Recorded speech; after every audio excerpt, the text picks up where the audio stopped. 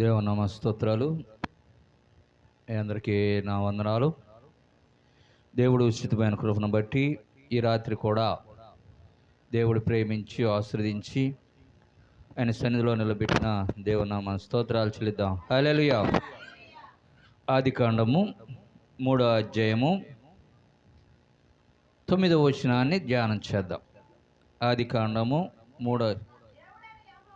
దేవుడైన యెహోవా ఆదామును పిలిచి, నీవెక్కడున్నావని నేను ప్రార్థన చేసుకుందాం. చాలండి, ప్రార్థన చేసుకుందాం.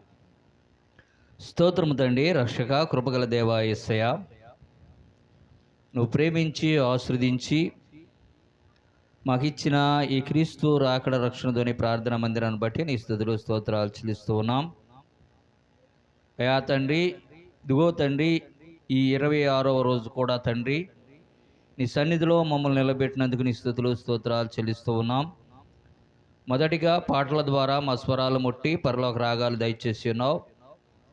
మరి ఎన్నికలేని వాడిని తండ్రి నీ పక్షాన నిలబడి ఉండగా నిలబడిన ఆత్మను మరుగు చేసి నీ ఆత్మ ద్వారా మాతోనూ నాతోనూ ప్రతి ఒక్కరితో ఈ రాత్రి కాల్సిన తండ్రి మాట్లాడమడుస్తున్నాం.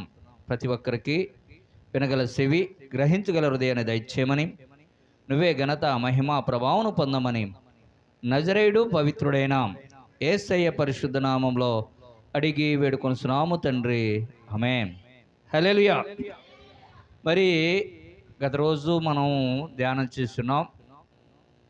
దేవుడు ఆదాము చేసిన తప్పుకి, మరి ఆదామును ఆ చెట్టుకి కట్టేసినప్పుడు తన తండ్రి యెహోవా దేవుడు వచ్చి ఆయన అగ్రిమెంటు అంటే పత్రం రాసి ఆ కుమారుణ్ణి విడిపించాలి.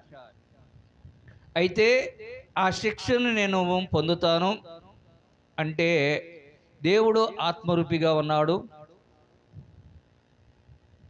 తప్పు చేసిన కుమారుడు ఆదాము శరీరరూపిగా ఉన్నాడు. నేను ఈ ఆత్మరూపి అయిన నేను ఆ శరీరము దాల్చుకొని వచ్చి ఈ శిక్షను నేను భరించు వరకు వీరిని దాస్యత్వంలో ఉంచుకోండి. హెబ్రీయులకు రాసిన పత్రికలో 2వ అధ్యాయం 14వ వచనంలో మనం ధ్యానం చేసాం పోయిన రోజున. అందుకని అలా అగ్రిమెంట్ రాపేసి ఆ కట్టబడిన ఆ చెట్టుకి కట్టేసిన ఆదామును తీసుకొని ఆ నారిని కూడా తీసుకొని ఆయన వచ్చేసాడు. హల్లెలూయా. వచ్చి ఇప్పుడు ఈ మాట చెబుతున్నాడు. అంటే మనం అనుకుంటున్నాము, ఆదామా నువ్వు ఎక్కడ ఉన్నావంటే నిన్ను చెట్టు చాటు దాక్కొని ఉన్నాను అని రాసి ఉంటుంది కదా. ఇక్కడ మనం ఏమనుకుంటున్నామంటే, ఆదామును మనం ఏమనుకుంటున్నామంటే ఈయన ఆదామా ఎక్కడున్నావంటే చెట్టు చాటున ఉన్నాడు అనుకుంటున్నాం. అయితే ఇక్కడ ఈ వచనం దానికి సంబంధించినది కాదు. ఎప్పుడైతే ఆదామును విడిపించేశాడో, ఆ అగ్రిమెంట్ పత్రం రాసిచ్చాడో, ఆ కట్టుల నుంచి ఆ బానిస నుంచి తీసుకొని వచ్చేసాడు. తన కుమారుని తీసుకొచ్చేసి ఈ తోటలో ఈ ఆదాముతో అంటున్న మాట ఇది. ఏమన్నాడు చదవమ్మా? దేవుడైన యెహోవా ఆదామును పిలిచి, నీవు ఎక్కడ ఉన్నావు? హల్లెలూయా. ఈ మాటకి మనం అర్థం చేసుకున్నట్లయితే, ఈ మాటను గనక మనం గమనించినట్లయితే, ఇక్కడ ఆదాముని ఈ తోటలో ఎందుకు ఉంచాడంటమ్మా? ఎలా ఉంచాడు? ఏం పని మీద ఉంచాడు? ఈయన్ని కాపరిగాను మేపరగా ఉంచాడు. ఆల్రెడీ ఆదాముకు తెలుసు,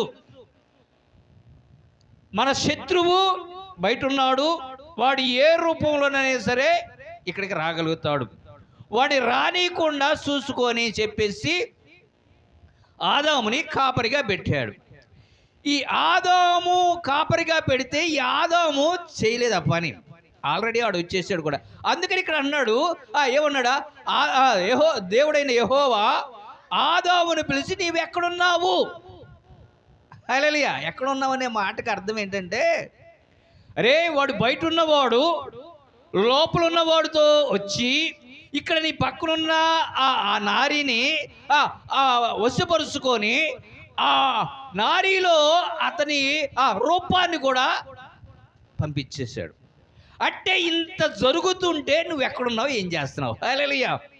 ఈ మాటకు అర్థం ఏంటంటే అసలు నీకు చెప్పిన పనేంటి, నువ్వు చేసిన పనేంటి? ఇంత జరుగుతుంది ఇక్కడ అంటే ఇది ఒక రోజులో 2 రోజుల్లో జరిగింది కాదుగా. మరి బయట ఉన్న సాతానుడు ఇది సర్పాన్ని వశపరుచుకొని సర్పం ద్వారా ఆ నారిని వశపరుచుకొని ఈ నారిని కూడా ఈ సర్పం ద్వారా అక్కడ తీసుకెళ్ళి వాడు ఆ చెట్టు ఉండి ఆడు ఆ నారిలోకి గర్భంలోకి వెళ్ళిపోయేదాకా ఇంత జరుగుతుంటే నువ్వేం చేస్తున్నావు, ఎక్కడున్నావు? ఎక్కడున్నాడు ఇప్పుడు ఈయన? ఏం చేస్తున్నాడు ఈయన? ఆదాం ఏం చేస్తున్నాడు? నిద్రపోతున్నాడు. ఏం చేస్తున్నాడంట? ఈరోజు దైవజనులందరూ కూడా నిద్రైపోతున్నారు. ఏం పోతున్నారంట? నిద్రే. చూడండి, మనమేమో పగలంతా పనిచేసి వస్తాము. ఏ బేలుదర పనులు ఒళ్ళంతా నలిగిపోద్ది. సాయంత్రం వచ్చేటోడికి ప్రార్థనలు ఇలా కూర్చోవాలనుకుంటే మనకు కూనిపాట్లు వస్తాయి. వీరి దైవజనులు ఏం చేస్తారు? పగలంతా నిద్రపోతారు, సాయంత్రం పూట వస్తారు. అక్కడ ఏం చేస్తారంట? వీళ్ళకి చెబుతారు, మీరెందుకు నిద్రపోతులు అని వీరిని అంటారు. పగలంతా పనిచేసి ఒళ్ళు నలిగితే ఎలా ఉంటుందో వీళ్ళకి తెలియదు. ఇక్కడ ఒళ్ళు నలిగినప్పుడు ఆ ఒళ్ళు ఆ శరీరము ఏం కోరుద్ది? ఏం కోరుద్ది? విశ్రాంతి కోరుద్ది. మరి విశ్రాంతి అంటే పని చేయాల్సిన సమయంలోనేమో ఏం చేస్తున్నాడంటే ఈయన నిద్రపోతున్నాడు. తన భార్యని కాపాడుకోలేకపోయాడు, తోటని కాపాడుకోలేకపోయాడు, శత్రువుని కూడా లాస్ట్గా ఆఖరికి ఏమైపోయాడంట? బందీ అయిపోయాడు. నిన్ను పెట్టింది దేనికి? నిన్ను పెట్టింది దేనికి? అసలు నువ్వెవరివి? కాపరివి. ఎంత జాగ్రత్తగా ఉండాలి. ఆ కాపరితనం నువ్వు చేయలేవు. ఏం చేస్తున్నావు ఇంతయా? ఇప్పుడు ఈ కాపరితనం చేయన ఈయన ఈ భూమిని ఎవరికి అప్పచెప్పాడు? చూడండి, లూకా సువార్తలో 4వ అధ్యాయము 5వ వచనములో ఒక మాట చెబుతున్నాడు. లూకా సువార్త 4వ అధ్యాయము 5వ వచనం. అప్పుడు అపవాది ఆయనను తీసుకొని పోయి యేసు ప్రభుని తీసుకొని పోయాడు. అంటే యేసు ప్రభు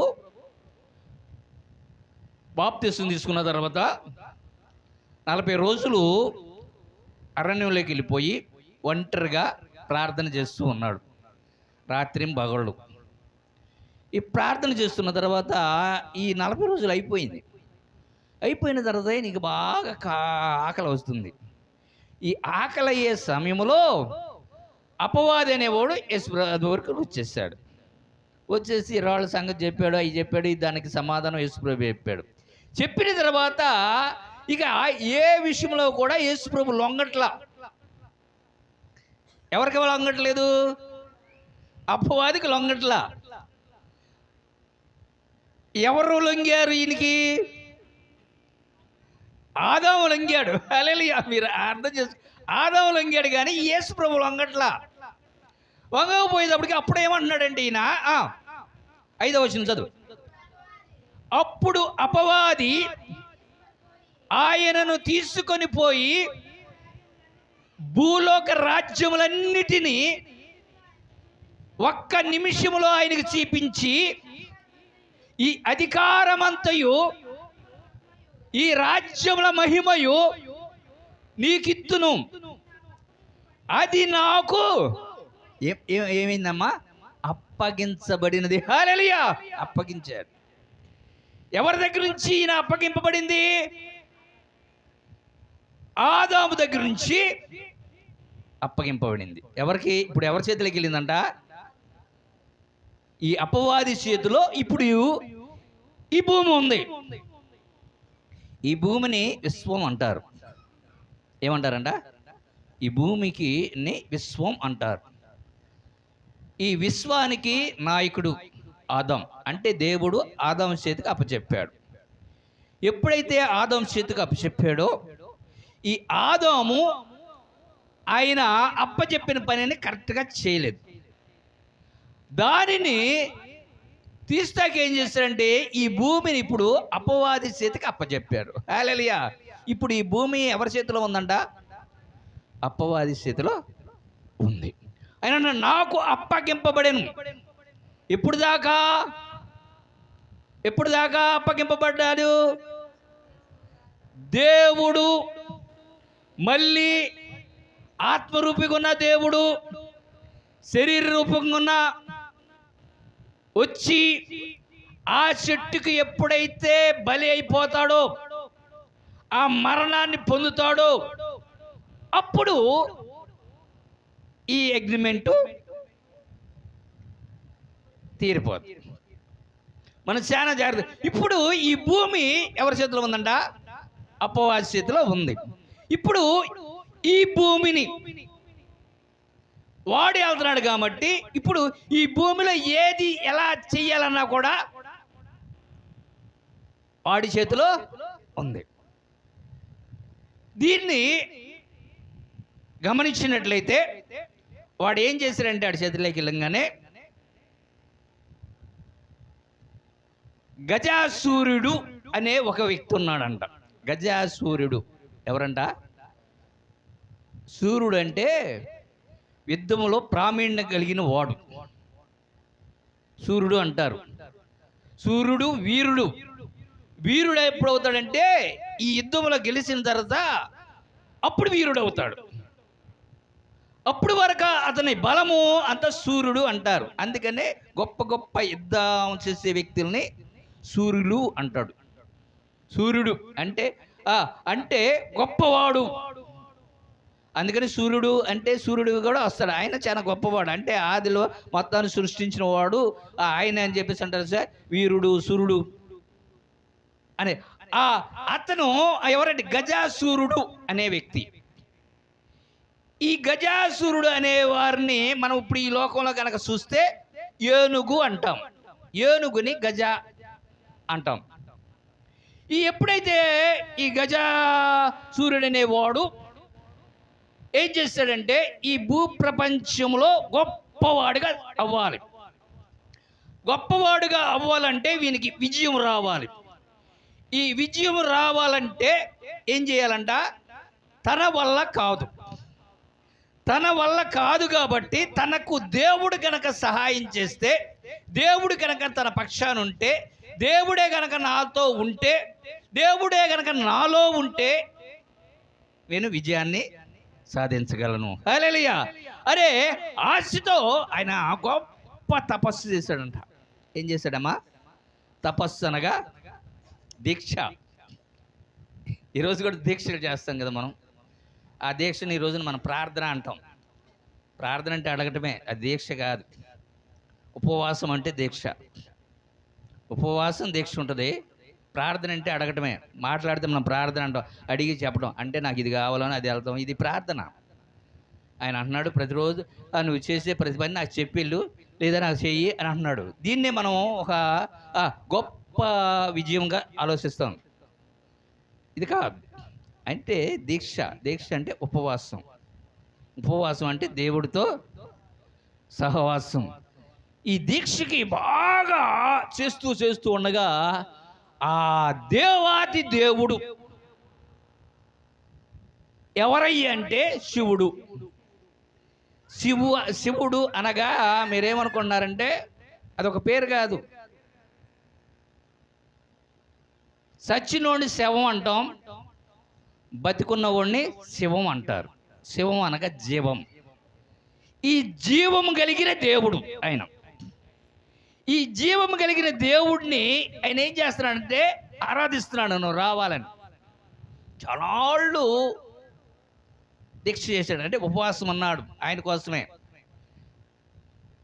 దాన్నే తపస్సు అంటారు. ఈ తపస్సు చేసేటప్పటికి ఈయన మెచ్చిపోయి వచ్చేసాడు. అంతే. ఈరోజు కూడా మనం కన్నీరు గార్చి దేవుడి సన్నిధిలో మోకరించి ప్రార్థన చేస్తే వచ్చేస్తాడు. ఆయన అంత జాలి గురవగలిగినవాడు వాడు, దేవుడు అనేవాడు. అనేదానికి వచ్చేసేసాడు. నీకేం కావాలంటే నీవు నాలో రావాలి, నీవు నాలో ఉండిపోవాలి అన్నాడు. అంటే దేవుడు తనలో ఉండిపోతాడా? ఉంటాడా? ఇక దేవుడు కదా మాట ఇచ్చేసాడు, నీకేం వరం కావాలను దేవుడు అనేవాడు ఒక వరాన్ని ఇచ్చేయాల్సిందే. అప్పుడు ఆ వ్యక్తి ఏం చేశాడు, ఇక శివుడు ఏం చేశాడు, ఈ లోపలికి వెళ్ళిపోయాడు, ఈయన లోపల, ఈయనలోనే ఉన్నాడు. ఇక ప్రపంచము మొత్తము కూడా ఏమైపోతుందంట? ఏమైపోద్ది? దేవుడు లేకపోతే లోకం ఏమైపోద్ది?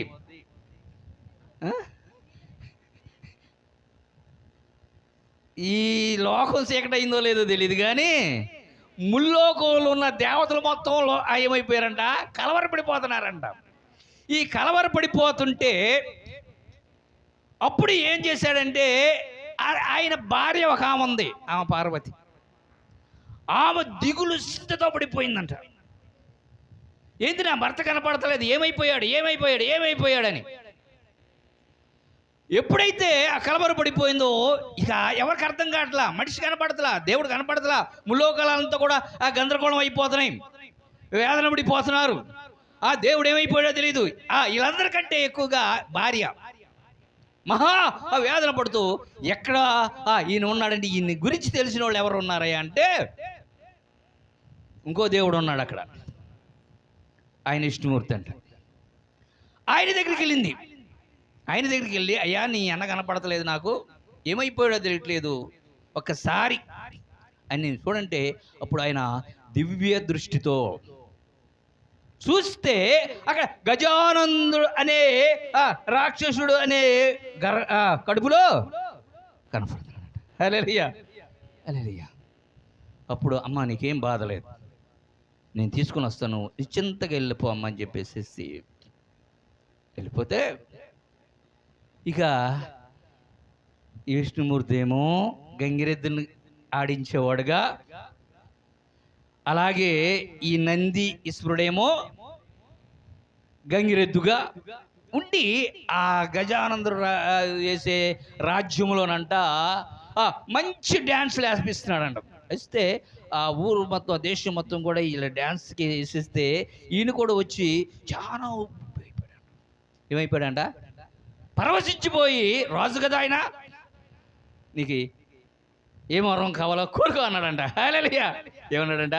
ఏం వరం కావాలో కోరుకో అనేటప్పటికి ఎప్పటే ఏమన్నాడు, ఇదిగో మా నందీశ్వరుడు దేవుడు కనపడతలేదు, హల్లెలూయా, ఆ దేవుడు మాకు ఇచ్చేయి అన్నాడు.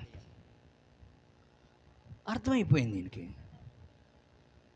ఈయనెవరై అనేది పలానా అంటే నా కడుపులో దేవుడు ఉన్నాడన్న సంగతి వీరికి తెలిసిపోయింది. అప్పుడు ఆ వ్యక్తి ఎవరో గజానందుడు అనే వ్యక్తి అప్పుడు జ్ఞానం వచ్చిందంట అతనికి. అప్పుడు దాకా ఏమనుకుంటున్నాడు, నాలో ఉంటే నేను ప్రపంచాన్ని మొత్తాన్ని జయించవచ్చు అనుకున్నాడంట. ఎప్పుడైతే ఈ వార్త తెలిసిందో ఈ కడుపులో ఉన్న వ్యక్తి బయటకు రావాలి. మరి కడుపులో ఉన్న వ్యక్తి బయటికి రావాలంటే కడుపులోకి ఎట్టెళ్ళాడు ఈయన చెప్పాలి, మింగాడా? మరి అవ కడుపులోకి ఎట్టెళ్ళాడు, ఎట్టెళ్ళాడు అర్థమవుతుందా మీకు? ఇదే జ్ఞానం అంటే మనం తెలుసుకోవాల్సింది ఏంటి అంటే, ఎలా వెళ్ళిపోయాడా, కడుపులోకి వెళ్తారా అంటే వెళ్తారు. వెళ్ళాడు, ఈయన ఎట్టే వెళ్ళాడో ఇప్పుడు ఆయన కూడా అట్టగే వెళ్ళాడు. అయితే రావాలి బయటికి రావాలంటే దారి లేదు. హల్లెలూయా. ఇప్పుడు ఏం చేయాలి? కడుపు చీల్చుకొని రావాలి. ఎట్ట వెళ్ళినోడు అట్ట రాకూడదా? రావచ్చా? హల్లెలూయా. చెప్తారు ఎట్ట వస్తారో చెబుతారు, లోపల నుంచి బయటికి పడి ఎట్ట వస్తాడో కూడా చెబుతారు. హల్లెలూయా. అయ్యే ఇక్కడ చెబుతున్నాడు, ఇక్కడ లేదు. ఇకేం చేయాలంటే చీల్చడం అంటే ఆపరేషన్ చేయాలి. అప్పుడు డాక్టర్లు అంటే ఇక ఆయనకి అర్థమైపోయింది. అప్పుడు ఆయనే లోపల ఉన్న దేవుడితో ప్రార్థన చేస్తున్నాడంట. అయ్యా, నేను మూర్ఖత్వంతో ఆలోచించాను, నిన్ను నేను స్వాధీనం చేసుకోవాలనుకున్నాను, కాబట్టి నన్ను ఎప్పుడు కూడా నీ సన్నిధిలో నేను ఉండేటట్టు, ఎందుకంటే నేను చచ్చిపోతానన్న సంగతి ఆయన తెలిసిపోయింది. ఇప్పుడు ఆయన రావాలంటే కడుపు చీల్చుకొని బయటికి రావాలి. కడుపు చీలితే ఏమైపోతాడు? ఇతను చచ్చిపోతాడు. కాబట్టి ఎప్పుడైతే చచ్చిపోతాడన్న సంగతి తెలిసిందో ఇక ఆ లోపల ఉన్న దేవుడితో మాట్లాడుతున్నాడంట. మాట్లాడినప్పుడు ఆయన అన్నాడంట, తదాస్తు అన్నాడంట. హల్లెలూయా, నీవెప్పుడు కూడా నాతోనే ఉంటావు. నిజంగా లోపలికి వెళ్తారా దేవుడు? దేవుడు మనిషిలో ఉంటాడా? ఉంటాడమ్మా? ఉంటాడా? మనిషిలో ఉంటాడా? చూడండి, యోహాను సువార్త 6వ అధ్యాయము 56వ వచనంలో ఒక మాట చెబుతూ ఉన్నాడు. యోహాను సువార్త 6వ అధ్యాయము 56వ వచనం, నా శరీరము తిని నా రక్తము త్రాగువాడు నా యందును నేను వాని యందును నిలిచియుందును, జీవము గల తండ్రి నన్ను పంపెను గనుక నేను తండ్రి మూలముగా జీవించున్నట్లే నన్ను తినువాడు. హల్లెలూయా, నీకు అర్థమవుతుందా? ఆయన తినేవాడు ఎలా జీవిస్తాడంట? ఉంటాడా దేవుడు మనలో? ఉంటాడు. మనం ఆయనలో ఉంటామా? ఉంటాం. ఎలా? ఆత్మరూపిగా. అంతేగాని మనిషి రూపంగా ఉండడు ఆయన. మన శరీర రూపం అయితే ఆయన ఏ రూపంలో ఉంటాడంట? ఆత్మరూపంలో. కానీ ఇక్కడ మనిషి రూపంలోనే ఉన్నాడంట. జాగ్రత్త. అప్పుడు ఈ నందీశ్వరుడు వెళ్ళి ఆయన పొడిచి కొమ్ములతో పొడితే వచ్చేసాడు. ఆయన చనిపోయాడు. ఇక రేపొద్దునే మీ ఆయన వస్తున్నాడని చెప్పేశాడంట. ఇక్కడ ఎవరికి? పార్వతికి చెప్పేశాడంట. ఇక ఈమెం చేస్తుందంట, ఇక చూసుకో, ఇక రేపు మా ఆయన వస్తున్నాడు కదా, ఇక నాకేంట్లే అని చెప్పేసి చక్కగా పన్నీరు స్నానం. ఏ స్నానం అంట? పన్నీరు స్నానం చేస్తూ ఉంటే, ఈ చేస్తూ స్నానం చేసేటప్పుడు అంట ఈ సున్ని పిండి ఉంది చూసా, ఈ సున్ని పిండితో ఒక బొమ్మను చేసింది. బొమ్మను చేసిన తర్వాత ఆ బొమ్మకి ఊపిరి పోసింది. హల్లెలూయా. పోసి ఇదిగో నేను స్నానం చేస్తానికి వెళ్తున్నాను కాబట్టి ఎవరిని కూడా రానికుండా నువ్వు ఇక్కడ కూర్చో అన్నాడు. కాపలా పెట్టింది ఆయన. కాపలా పెడితే అంతలోకి అయ్యగారు వచ్చేసాడు. ఎవరైనా శివుడు వచ్చేదాడికి గేట్ కాడ కూర్చున్నాడు. ఎవరు నువ్వు అన్నాడు. నేను పలానా అంటే, అయితే నేను పార్వతి గారి కొడుకునండి అంటే, సరేనమ్మా నువ్వు నా కొడుకువే, నువ్వు పార్వతి కొడుకు కాబట్టి నాకు కొడుకువే కాబట్టి కొడుకువే అన్నాడంట. సరే వెళ్తాండి. నువ్వు ఎక్కడికి వెళ్తానికి లేదు, మా అమ్మ చెప్పింది, మా అమ్మ వచ్చే వరకు నువ్వే వెళ్తాను. చాలాసేపు బతిమలాడాడంట. బతిమలాడితే పని ఇట్లా అంటే ఇప్పుడు ఈయన బలం గలవాడా ఆయన బలం గలవాడా? ఈయన బలం గలవాడా ఆయన బలం గలవాడా?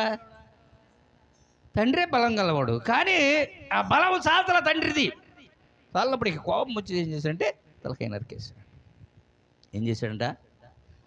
నరికేస్తే అది 7-14 సంవత్సరాలు అవతల పడిపోయిందంట. ఏంటంట? ఏం నవ్వుతున్నారు? నిజమేనమ్మా. నిజమే. 7-14 సంవత్సరాలు అవతల. సంవత్సరాలు అంటే మీకు తెలియదు. తర్వాత చెబుతానులే. ఇన్ని సంవత్సరాలు అన్నీ ఉంటాయి. పాల సముద్రం, ఈ సముద్రం మొత్తం ఉన్నాయి మీకు. రోదన సముద్రం అన్నీ ఉన్నాయి. ఏ బయట ఎక్కడా లేదు. అంత ధర్మశాస్త్రమే, అంత ధర్మశాస్త్రమే. ఏ విషయంలో కాదు ఇది. ఇప్పుడు వెళితే అప్పుడు వచ్చి చూసేటప్పుడు కొడుకు చనిపోయి ఉన్నాడంట. ఇక భార్య కోపం వచ్చేసింది. ఆడెవడో చిన్నపిల్లవాడు కదా, చిన్నపిల్లవాడిని ఎవడన్నా కొడతారా, ఎవడన్నా నరికేస్తారా, ఎవరు చంపేస్తారని తిట్టేసి నువ్వు నా కొడుకుని భరిస్తావా లేదా? లేదంటే నిన్ను. ఆమె కోపము చాలా భయంకరంగా ఉంటుందంట. ఆమె కోపము, ఆమె ఇస్తే భూలోకాలు కాదు ముల్లోకాలు కూడా దద్దరిల్లిపోద్ది. అంత బలం కలిగిందనమాట. ఆమె భర్తకి ఎంత బలం ఉందో భార్యకు కూడా అంత ఎక్కువ బలం ఉందా ఆమెకి. ఇచ్చేటడికి అప్పుడు ఎమ్మటే ఆయన వచ్చి నువ్వేం చేయద్దు, ఫలానా టైంలో ఉన్నది, ఇగో మీరు ఎక్కడన్నా సరే తూర్పు దిక్కున అంటే ఉత్తరము దిక్కున తల పెట్టుకొని పడుకుంటే ఏదైనా సరే ఆ తలను తీసుకొచ్చేయండి, నేను ఈ కుమారుని బాగు చేస్తానని చెప్పాను. అందుకనే ఎప్పుడు కూడా ఎవరు కూడా ఉత్తరం వైపు తలపెట్టరు. ఎందుకంటే దక్షిణ వైపు యమధర్మరాజు ఉంటాడు. పొద్దున్నే లేచి యమధర్మరాజుని చూడకూడదు. చూస్తే ఈయన మరణం అయిపోతాడు. అందుకని ఏం చేశాడంటే ఎమ్మటే ఏం చేశాడంటే ఉత్తర దిక్కున ఎవరు తల పెట్టరు, దక్షిణం పెడతారు. కాబట్టి ఎత్తుక్కుంటే లేదప్పటికి ఎక్కడైతే ఈయన చనిపోయి ఉన్నాడే ఈ గజానంద అనే వ్యక్తి ఆ ఏనుగు తలకాయని తీసుకొచ్చి ఈయనకి పెట్టేశాడు.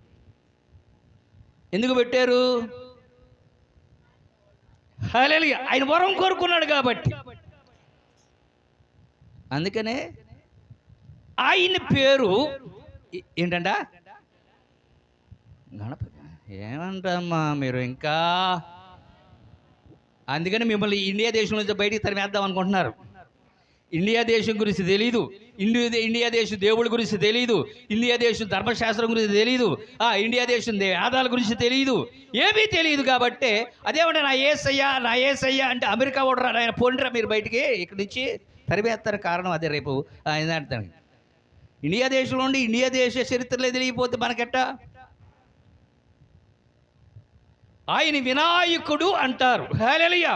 ఏమంటారంట? నేను పోయిన దాంట్లో పొరపాటు పడ్డా. 20వ తారీఖు 11వ నెల 2003లో వసుంధర అంటే ఈనాడు పేపర్ వసుంధరలో చదివా ఈ మాట, ఇస్వం గురించి. పొరపాటున మొన్న దాంట్లో 2023 అంటున్నా, 23లో కాదు, 2003లో 2020వ తారీఖు 11వ నెల వసుంధర పేపర్ ఎప్పుడైనా సరే లైబ్రరీలో ఉండదు చూసుకుంటే అక్కడ ఈ ఇస్వం గురించి రాశారు. ఏమని రాశారంటే, ఈ ఇస్వము పుట్టుక చరిత్ర 1370 కోట్ల సంవత్సరాలను రాశారు. ఎన్ని సంవత్సరాలన్నమ్మా? ఈ భూమి పుట్టి ఇస్వం పుట్టి 1370 కోట్ల సంవత్సరాలను రాశారు. రాసినప్పుడు ఏంటి, మన పరిశుద్ధ గ్రంథంలో 6 రోజులని ఉంది, మరి ఏంటి ఇన్ని సంవత్సరాలు ఉందా అని దేవుడిని అడిగితే అప్పుడు అన్నమాట నాకు ఈ జ్ఞానాన్ని ఇచ్చింది దేవుడు. ఈ భూమి గురించి తెలుసుకుంటానికి అవకాశం ఇచ్చింది. అర్థమవుతుందా? చూస్తే వినాయకుడు అంటే విశ్వానికి నాయకుడు. ఎవరు ఆయన? వినాయకుడు అంట. విశ్వానికి నాయకుడు ఎవరు? అపోద. అరే దేవుడు ఎవరికి అప్పు చెప్పారమ్మా? సాతానికి అప్పు చెప్పాడు. రామాయణం అంతిని రాముడికి సీత ఏమైంది అన్నారంట. మరి రామాయణం అంతిని రాముడికి సీత ఏందంటే ఎందుకు అన్నారంటే తెలుసా? రామాయణంలో 2 ఉన్నాయి, మీకు తెలియదు. ఒకటి ఎవరు రాసిందంట? వాల్మీకి రాసిన రామాయణం ఉంది, కమ్మ రామాయణం ఒకటి ఉంది. ఈ కమ్మ రామాయణంలో రాముడికి సీత చెల్లెలుగా కనపడద్దు మనకి. అందుకని వాళ్ళకి అనుమానం. అంటే వాడు మనం ఏం చేస్తామంటే ఈ అడిగి నుండి పిచ్చోడి చేశారు వీళ్ళు. కాదు, 2 ఉన్నాయి రామాయణాలు, 2 ఉన్నాయి. ఒకటి కమ్మ రామాయణం ఉంది, ఒకటి వాల్మీకి రామాయణం ఉంది. వాల్మీకి రామాయణంలోనేమో భార్య అని రాసి ఉంటుంది, కమ్మ రామాయణంలోనేమో చెల్లెలని రాసి ఉంటుంది. అందుకని అర్థం కాక రాముడికి సీత ఏముందని అడిగాడంట. మొత్తం అని అడిగి నుండి పిచ్చోడి చేశారు. కానీ ఈ తెలుసుకోరు వీళ్ళు. విశ్వానికి నాయకుడు ఎవరంటే ఆదాం. ఎవరంట? ఆదాము నాయకుడు. ఆ నాయకుడి చేతిలో నుంచి ఇప్పుడు ఎక్కడికి వెళ్ళిందంట? అపవాది స్థితిలోకి. అపవాది చేతిలోకి వెళ్ళేటప్పటికి ఇప్పుడు ఆదాము తలకాయ కనుక అక్కడే ఉంటే ఈ ఆదామురా అని గుర్తుపడతాం మనం. అందుకని ఆ తలకాయని తీసుకొచ్చి జంతు తలకాయని పెట్టాడు. హల్లెలూయా. ఇప్పుడు నువ్వు ఆలోచించడానికి లేదుగా. ఇప్పుడు అర్థమవుతుందా? అందుకనే మీరు చూడండి, వినాయక చవితి రోజున వినాయకుడు బొమ్మను పెట్టి చుట్టూ పందిరేసి అక్కడ కాయలు పెడతారు. కాయలు మనిషి తినేది పళ్ళు తింటారా, కాయలు తింటారా? పళ్ళు తింటారా, కాయలు తింటారా? పళ్ళైనా తినేది, పండులు తింటారు. మరి ఆయనకి పెట్టాల్సింది ఏంటి? పండులు పెట్టాలి. పండులు పెట్టరు, కాయలు అంటే పచ్చి చుట్టూ. అంటే ఏంటి మీకు అర్థం కావట్లా? కాపలాదారుడైన, హల్లెలూయా, కాపలాదారుడు. మీరు ఎందుకు చెబుతున్నానంటే ఈ మాట, ఈరోజు ఈ తెలియకే మతం మాదిరా, నేను హిందువునిరా, ఇస్లాంరా, ముస్లింరా, క్రైస్తవునిరా అని కొట్టుకు తెస్తున్నాం. ఆ విషయాలు తెలియక. ఆయన కాపలాదారుడు. అందుకని చుట్టూ పందిరేస్తారు. మీకు తెలుస్తో తెలీదో కాయలే పెడతారు. ఆ కాపలాదారుడు ఎవరు? ఆదాం. ఆయన విశ్వానికి నాయకుడు, వినాయకుడే. ఆయన లేదు భూలోకంలో ఏమీ లేదు. అది ఈ రోజున అపవాదికి అప్పచెప్పబడింది. అపవాదికి అప్పచెప్పింది కాబట్టి ఆ తలకాయని తీసి ఈ తలకాయని పెట్టి ఎందుకు పెట్టాడు మాట? ఎందుకు పెట్టాడు ఆయన? ఒక మాట చూడండి, ద్వితీయోపదేశకాండము 4వ అధ్యాయము 16వ వచనం. ద్వితీయోపదేశకాండము 4వ అధ్యాయము 16వ వచనం. కావున మీరు చెడిపోయి భూమి మీదన ఏ జంతువు ప్రతిమనైనను ఆకాశమందు ఎగురు రెక్కల గల పక్షి ప్రతిమనైనను నేల మీద పాకు ఏ పురుగు ప్రతిమనైనను భూమి కిందనున్న నీళ్ళ యందలి ఏ చేప ప్రతిమనంద అయినను ఆడ ప్రతిమనైనను కానీ మగ ప్రతిమనైనను కానీ ఏ స్వరూపమును విగ్రహమును మీ కొరకు ఆకాశం వైపు సూర్య చంద్ర నక్షత్రములను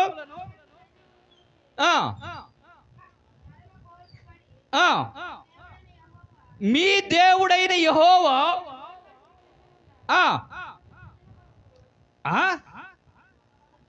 కొద్ది గట్టిగా చదవండమ్మా. హల్లెలూయా. అంటే ఇక్కడ చెబుతున్న మాట ఏంటంటే, ఏ జంతువు కానీ, ఏ పురుగు కానీ, ఏ మానవుడు ప్రతిమలు కానీ, రూపాలు కానీ మీరు ఆరాధించకూడదు. హల్లెలూయా. ఇప్పుడు నువ్వు దేన్ని ఆరాధిస్తున్నావు? ఇప్పుడు దేన్ని ఆరాధిస్తున్నావు? శరీరం ఏమో మనిషి అంట, తలకాయ ఏమో జంతువు అండి. అది జరుగుద్దా? అక్కినే నాగేశ్వరరావు గారు ఉన్నారు కదా, ఆయనకి గుండె మార్పిడి చేశారు. కోతి గుండె పెట్టారంట. అంటే గుండె మార్పు జరుగుద్ది, కానీ తలకాయ మార్పు ఇంతవరకు ఎక్కడ జరగల. తలకాయని తీసేసి ఈ గుండెనికి కనుక ఇంకో తలకాయని పెట్టింది. అలా పెట్టుండి బతికున్నది ఎక్కడన్నా ఉందా? లేదు. మనం మనుషులమే కదా. జ్ఞానం. హల్లెలూయా. మనకి జ్ఞానం కావాలి. ఏది ఇచ్చాడు కూడా. ఇప్పుడు ఏం చేశాడు? దాన్ని ఈరోజు పూజిస్తున్నావా లేదా? ఆరాధిస్తున్నావా లేదా? ఇప్పుడు ఎవరిది? ఇప్పుడు ఎవరిది చిత్తం నడుస్తుంది? దేవుడి చిత్తం నడుతుందా? సాతానుడి చిత్తం నడుతుందా? సాతానుడి చిత్తం ఎందుకు నడవాలి? ఈ భూలోకం వాడిది కాబట్టి. హల్లెలూయా. నువ్వు ఆడి చెప్పినట్టు నువ్వు ఎలా చేస్తే అలా దీవించబడతావు ఈ భూలోకంలో. హల్లెలూయా. నీకు అర్థమవుతుందా? చాలా జాగ్రత్త. ఇప్పుడు కూడా ఆ పేరు నా ప్రభు అయిన యేసుది. యేసుది ఎందుకన్నామంటే, ఆయన వినాయకుడు అనేవాడు ఎవరంటే ఆదాం. ఎవరంట? ఆదాం. ఇప్పుడు యేసు ప్రభుని ఎందుకు ఆయన అంటున్నాము? ఆయన మొదటి ఆదాం అయితే ఆ మరణాన్ని తీస్తానికి వచ్చిన కడపటి ఆదాం నా ప్రభు అయిన యేసు. హల్లెలూయా. ఆ యేసు ప్రభు ఉంటేనే ఈ లోకంలో నువ్వు బ్రతకగలుగుతావు. ఆ నాయకుడు ఉంటేనే, ఆ విశ్వానికి నాయకుడు ఉంటేనే. అందుకని చూడండి, ఏ దేవుళ్ళు పెట్టినా కూడా ఈయన ఉండాలంట. అక్కడ పేరెవరిదంట? నా ప్రభు అయిన యేసుది. అక్కడ ఉన్నదేమో విగ్రహం. నువ్వు ఆ విగ్రహాన్ని చూసి నువ్వే దేన్ని నిందిస్తున్నావంట? దేవుడు నామాన్ని నిందిస్తున్నావు. హల్లెలూయా. అర్థమైందా? క్రైస్తవుడికి అన్నిటికి ఉన్న ఆడు సాతానుడికి అంత జ్ఞానం పెట్టాడంటే, ఎంత జ్ఞానం ఉందంటే ఆడికి. అందుకని టైం అయిపోయింది కాబట్టి చూద్దాం. అందుకనే యెషయా గ్రంథంలో 42వ అధ్యాయంలో 18వ వచనంలో ఒక మాట చూస్తున్నాడు. ఒక్క మాట చూపించేసి ముగిచ్చేస్తాను.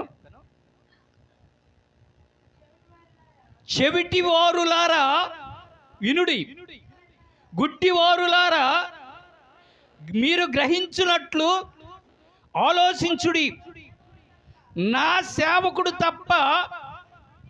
అరే హల్లెలూయా. ఎవరి మాట మాట్లాడుతుంది?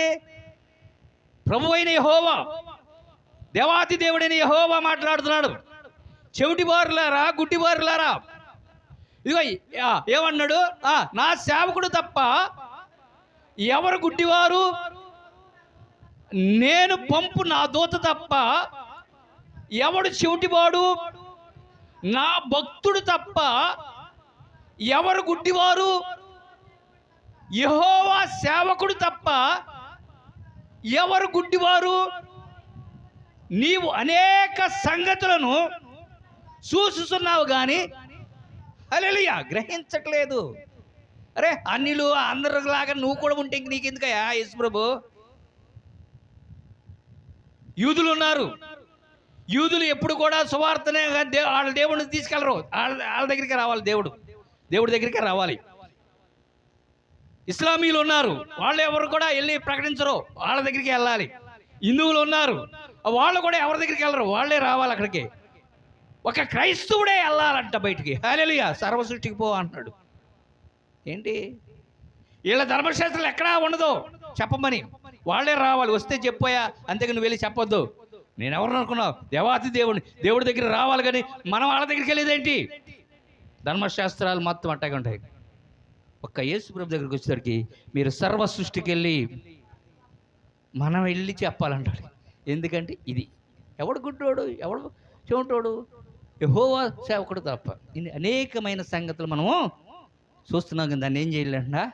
గ్రహించట్లేదు. గ్రహించాలి మనం. ఎందుకంటే వచ్చి అడిగాడు తండ్రి, ఆదామా నువ్వేం చేస్తున్నావు? నువ్వు ఎక్కడున్నావు? ఇంత జరుగుతుంటే నిన్ను తీసుకెళ్ళి వాడొచ్చి ఆల్రెడీ పెళ్లి కాకముందే నిన్ను ప్రదానం చేయబడిన నీ స్త్రీ కడుపులోకి వెళ్ళిపోయాడు. ఆల్రెడీ గర్భవతి అయిపోయింది ఈమె, ఈనాడు గర్భవతి అయిపోయింది.